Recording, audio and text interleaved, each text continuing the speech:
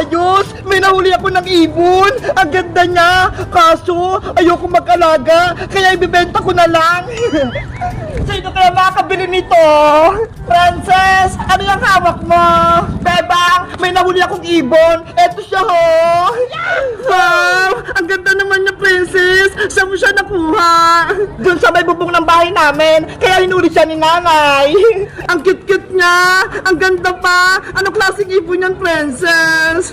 Sabi ni nanay, isa daw tong penguin, Bebang! Ano? Penguin yan? Niloloko mo ba ako, Princess? Parang sinabi mong sinungaling si nanay, ah! Hindi naman talaga ganyan yung penguin, eh! Basta, ang tawag ko dito, penguin! Ang cute-cute nga niya, ho! Anong balak mong gawin dyan sa penguin mo, Princess? Kung walang bibili sa ibon ko, piprituhin ko na lang para may ulam ako mamaya. Ha? Lulutuin mo? Mawa ka naman sa ibon, Princess. Anong gagawin ko dito? Ayoko namang mag-alaga ng ibon. Tignan mo nga ho, ang dami niyang pupo. Sige, bibiliin ko na lang yan ibon mo. Talaga, Bebang? Bibiliin mo siya? Oo, para may alaga akong ibon. Tsaka, naawa naman ako kung piprituhin mo lang. Ayos, magkakapera na ako. Makakabili na ako ng merienda. Magkano mo ba binibenta si Penguin? Dahil maganda siya at isa siyang penguin, ang presyo nito, 100 pesos. Ay, ang mahal naman, 100. Kulang yung pera ko. Magkano ba yung pera mo, Bebang? 50 pesos lang eh. O sige, ganito na lang. Ibigay mo sa akin yung 50 mo, pero yung kulang, ibibigay mo sa akin bukas. Sige, utang ko muna yung 50 pesos, Princess. Ito yung pauna kong bayad. Wow! May pera na ako! O, ito, Bebang, ha? Sa'yo na itong ibon ko. Ayos! May alaga na akong ibon! Isang penguin! Si Princess, may binibentang ibon kay Bebang.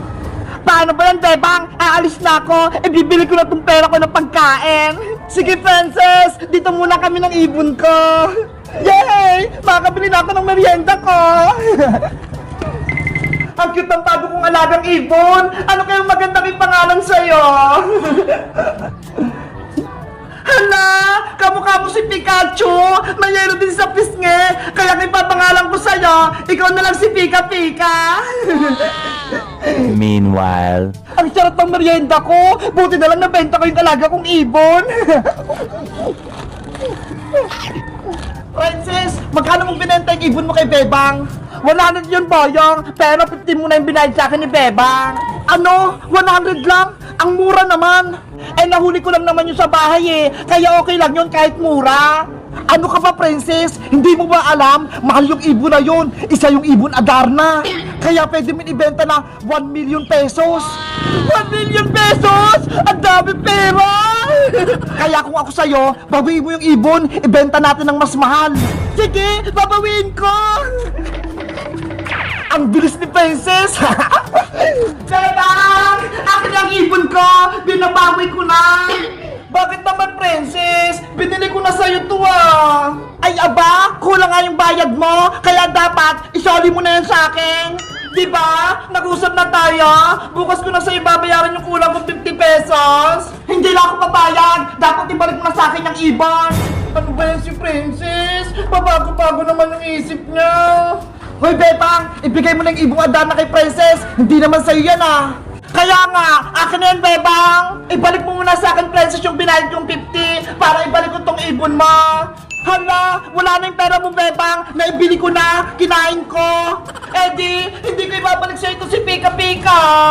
Princess, kunin mo! Bebang! Akin ang ibon ko! Ibalik mo na! Guys, sa tingin nyo, ibabalik ko ba itong ibon kong si Pika Pika kay Princess? At anong klaseng ibon siya? Mag-comment lang kaya! Bye-bye!